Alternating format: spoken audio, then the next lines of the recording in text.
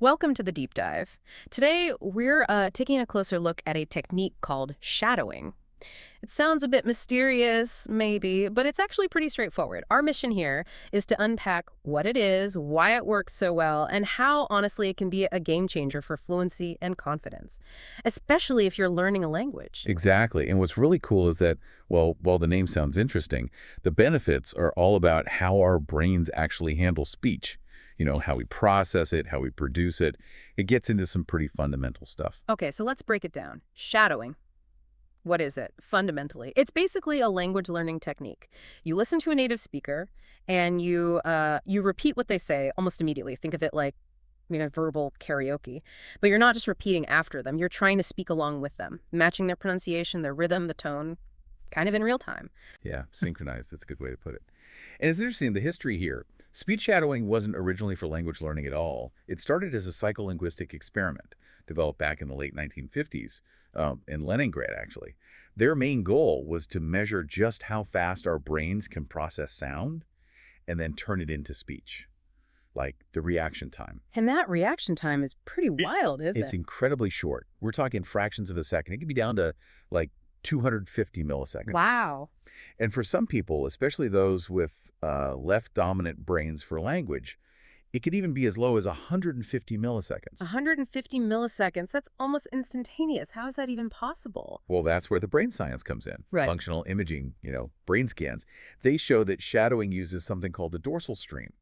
It's basically a pathway linking the auditory part of your brain, what you hear, with the motor part that controls speech. So it shows how tightly linked our hearing and speaker systems are. They can even overlap a bit in real time. That's why the response can be so incredibly quick. Okay, that makes sense. The brain's got this high-speed connection, so now we know what it is and a bit about the how in the brain. Let's dig into the why. Why is this seemingly simple thing repeating someone so powerful for learning, especially a new language? Right. Well, it works on multiple levels, which is why it's so effective.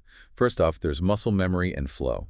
When you shadow, you're physically training your mouth, your tongue, your lips. You're building the muscle memory needed to make the sounds of the new language. This helps you stop hesitating so much. Stop translating word for word in your head. Your sentences just start to flow more naturally. So it's like physical training for your mouth, not just mental work. Absolutely. Think about sounds that just don't exist in your native language. You need to learn new movements. Shadowing drills those movements. Right. And that directly leads to the second big benefit: better pronunciation and a more natural accent. You're actively mimicking a native speaker's sounds, their intonation, the way they link words. This helps you sound much more natural over time. It can really help reduce a strong accent. Like the example of katakana English, pronouncing English words with Japanese sounds. Shadowing tackles that head on. That's huge. So it can actually help override those ingrained habits from your first language. Precisely. And number three, it's fantastic for mastering English stress. English is all about which syllables in a word or which words in a sentence get emphasized. And that's really hard to learn from a textbook, right? Oh, definitely. It's more of a feel thing. Exactly. Shadowing is perfect for that because you're mimicking the music of the language, not just the words. You naturally start picking up and replicating those stress patterns. The melody, not just the notes. I like that. And finally, and this is maybe overlooked sometimes, it's a massive confidence builder. Just the act of speaking out loud, hearing yourself produce the language, even if it feels a bit weird at first, hearing yourself improve day by day, that does wonders for your confidence. Yeah, I can see that because real conversations don't wait for you, do they? This sounds like really practical preparation. And you can fit it in anywhere, right? Like walking, doing chores, turning downtime into practice time. Totally. It makes practice accessible. You're building that speaking confidence bit by bit in your daily routine. Okay, this sounds great. So for someone listening who wants to try this, how do they actually start? Where do they begin? Good question. It's actually pretty simple to get going. First, choosing your material. You can use almost anything you enjoy listening to. TV shows, movies, podcasts, like this one maybe? Maybe. Audiobooks, YouTube videos, anything really. Having a transcript or subtitles helps, especially at first, but it's not strictly essential. Yeah. The main thing is finding a voice or speaking style you actually like and maybe want to emulate a bit. So pick your favorite speaker and shadow them. Basically, yeah. And when you're starting out, start small. Don't try to shadow a whole hour-long lecture. Pick short, clear clips, maybe 30 seconds to a minute long. That's plenty to begin with. Okay, short and sweet, manageable chunks. Got it. What's the actual practice process look like? It's a simple three-step process for each session. Step 1. Listen and read. Just listen to the whole clip once while reading the transcript if you have it. Don't stress about understanding everything, just get the sound in your ears. Oh, I just listen first. Step 2. Pause and repeat. Repeat. Listen to the clip again. This time, pause after each sentence, or maybe even each phrase if it's fast. Then repeat what you just heard out loud. Try to imitate the sound, the rhythm, the stress. Do that maybe 3 to 5 times for each segment. Repeating each bit a few times. Yeah. Okay. And step 3, once you've gone through the whole clip like that, pausing and repeating, you're done for the day. Practice complete. That really does sound manageable. Like you could do that in 10, 15 minutes. Any key tips for making it work well? Yeah, a few things. First, really listen carefully before you even try to speak. Pay attention to the rhythm, the pauses where the emphasis falls. Like a musician, listening before playing. Warming up your ears first. Exactly. Second, speak out loud. Don't mumble or whisper. You need to hear yourself clearly to improve and build confidence. Right. Gotta commit to the sound. And third, and this one can feel a bit awkward at first, but it's so valuable, record yourself. Oh, okay. The cringe factor. Yeah, it can feel like peak cringe, I know. But listening back, especially comparing recordings over time, that's how you actually hear your progress. It's incredibly motivating. Just remember, cringe is temporary, improvement lasts forever. That's a great motto for it. Cringe is temporary. Love that. One last really important tip. When you're shadowing, the main goal is mimicking the sounds, the intonation, the patterns. Don't get hung up on understanding every word or analyzing the grammar during the exercise itself. Focus purely on the sound imitation. Got it. So sound over semantics during the shadowing practice itself. And like we said, it's okay if it feels awkward, right? That's part of the process. Absolutely. Awkward means you're stretching yourself, you're learning something new. Don't aim for perfection, just aim for consistency. Keep showing up.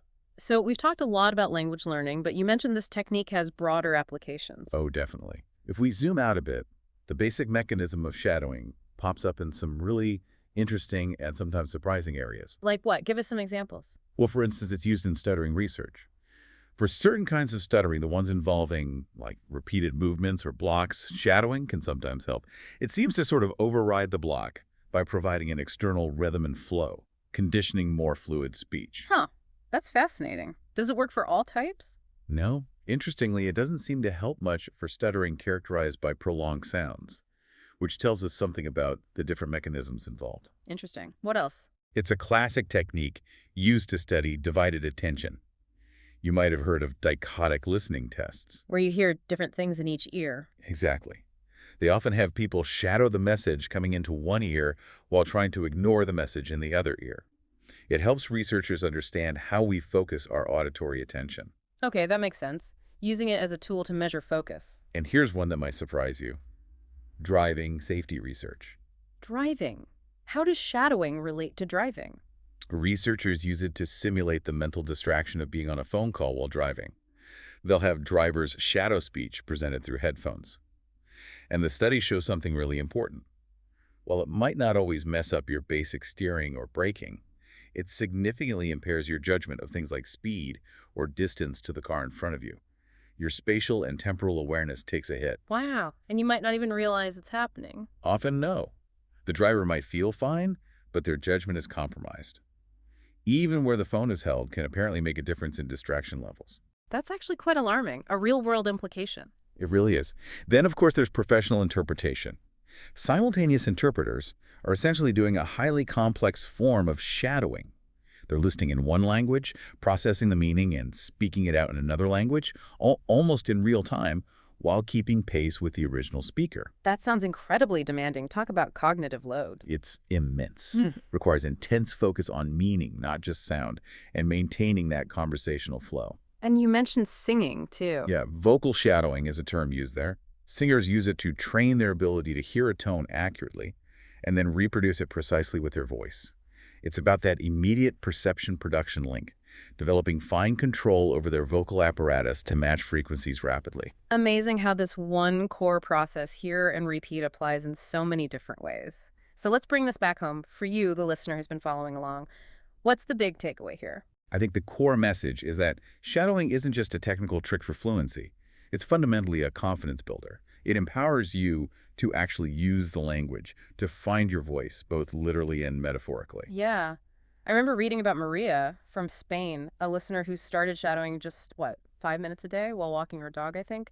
And after just 6 months, she felt confident enough to join an online English book club. I mean, talking about books in English with strangers, that's a huge leap. That's such a great example. It really shows how those small, consistent steps add up to big results. And that's the key, really. Just listening isn't enough. You have to speak daily, even just for 5 minutes, even if it feels awkward, even if it's not perfect.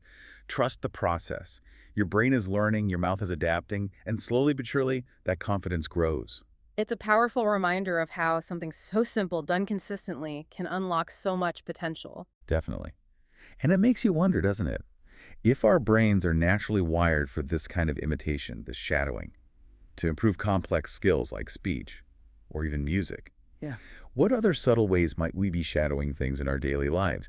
Unconsciously imitating things that shape our skills, our habits, maybe even our confidence in ways we don't fully recognize. That's a really fascinating thought to end on, something for all of us to think about. So take this knowledge, give shadowing a try. Find 5 minutes. We think you might be genuinely surprised by what happens.